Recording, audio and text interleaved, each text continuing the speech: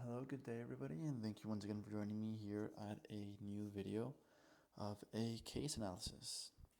So today we have Tesla as our case analysis for today. Alright guys, so let's go ahead and take a look at Tesla Motors Inc. It's an American automotive and energy company based in Palo Alto, California. The company specializes in making electric cars. It has a subsidiary of Solar City, who makes basically those solar panels. So let's look at some basic information from Tesla. So Tesla was founded in 2003 by Martin Eberhard and Mark Tarpenning. And then it was later joined by Elon Musk and JB Straubel and Ian Wright. Alright, so looking at some facts and statistics, looking here on www.statista.com.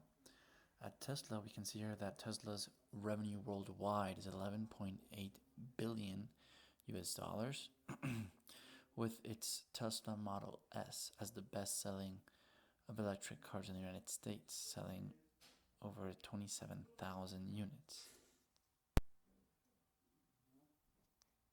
So ever since the beginning of production of electric cars from 2012 to 2018, global sales have surpassed over 300,000 vehicles in February of 2018. So what is Tesla's strategy? Strategy is by creating many innovative pieces to fit together. A strategy called complex coordination, as said by its investor Peter Thiel. So, how is Tesla implementing design thinking?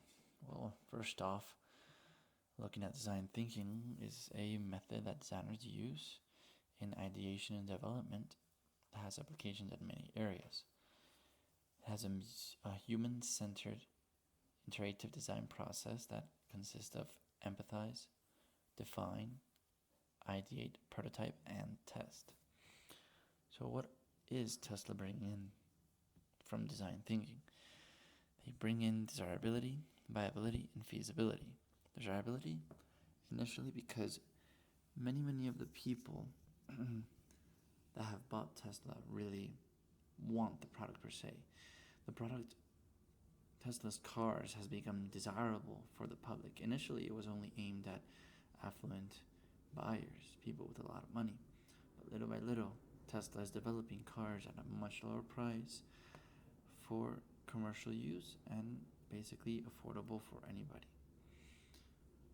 Viability, basically that looking at how this works. This process has demonstrated, even though at the beginning it could have been kind of difficult, it does work. Creating a battery that is electrically charged, and not only that, we have to think about, you have your car, right? And then you want to travel or go around. You need somewhere to charge it. But it's not like gas stations that have chargers everywhere, that have gasoline stations that are everywhere. We need chargers to be distributed. Currently, there are chargers distributed along the United States, but they're not very common. So that's one part of viability that needs to be reviewed. It's working little by little, but since it's the first initiative of a company to put electric cars on the actual market, it could take some more time. Along the lines, we have feasibility. How easy is this? The process is not easy because Tesla does not implement a conventional or traditional process of making cars. First of all, it doesn't make combustion engine cars, doesn't make engines that run on regular gasoline. So they have to be designed from scratch, from the bottom to top. These cars are designed, manufactured, assembled by Tesla itself. So at the beginning, it may not be that easy. It has to be a design that goes along with aerodynamics, that is comfortable, that is accessible, and a design that is, of course, desirable. So all of these have to be mixed in one product that can prove to be a revolutionary innovation for the world, to change the world and the mode of transportation as we see it, to move from contaminating gasoline to eco-friendly electric cars. Now, as well, we have the implementation of smart teams, right? In these type of innovations, or in these types of design thinking, we can't just put anybody into the mix. It has to be a person that is also focused in the future of the company and that goes along with what the company wants. Tesla wants to change the world, so we need people that want to change the world, right? This includes designers, publicists, engineers, especially workers that will all work together in a friendly environment. And this is notable. Why? Because not only are they looking for a smart team, but they're also looking for a smart infrastructure. Tesla's factory, car manufacturing assembly factory, is not as conventional and traditional. They are attractive not only to professionals but also to the regular eye. Very innovative, and it actually inspires a good feeling of basically going to work there. But it's not just engineers or electricians that we have to include into this mix. We also need psychologists. We need business experts, marketing, very important to diffuse the brand itself. Because in the past, electric cars have not had a very good history. Many problems have surged with electric cars, including failures in the electrical system, the batteries, and the charging system. And like I said before, culture of innovation, a mindset of innovation. Not only does the place has to reveal innovation, but what also do the people that work there and the environment itself has to reveal actual innovation. Now, looking at innovation itself, many people will say that obviously Tesla's an innovative company, beginning with the fact that they have changed the process and the product itself. We're not looking at regular gasoline cars, nor are we actually looking at any regular electric cars. These electric cars are much more advanced technology that have created more space in the actual vehicle, along with aerodynamics and efficiency and effectiveness that will probably outrun the regular automotive industry. Also, they have implemented what is the digital revolution, or the third industrial revolution, a shift from mechanical and analog electronic technology to digital electronics. As I mentioned before, the process of the design, construction, assembly of a Tesla car is not as a regular traditional car factory. In this case, at the beginning, it's also human run, not completely automatic. Humans at the beginning have to also control the machines in the assembly line, and then little by little, it will begin a complete automatization of the assembly line of the new models in the upcoming future. The product is also, of course, very innovative, being able to go from 0 to 60 miles per hour in less than 4 to 6 seconds. So this is very competitive against other cars of the regular automotive industry. Now, looking at the 10 types of innovation, there are 3 main parts, or 3 types of innovation that they implement very well. Initially, their brand. The brand represents the product and the business.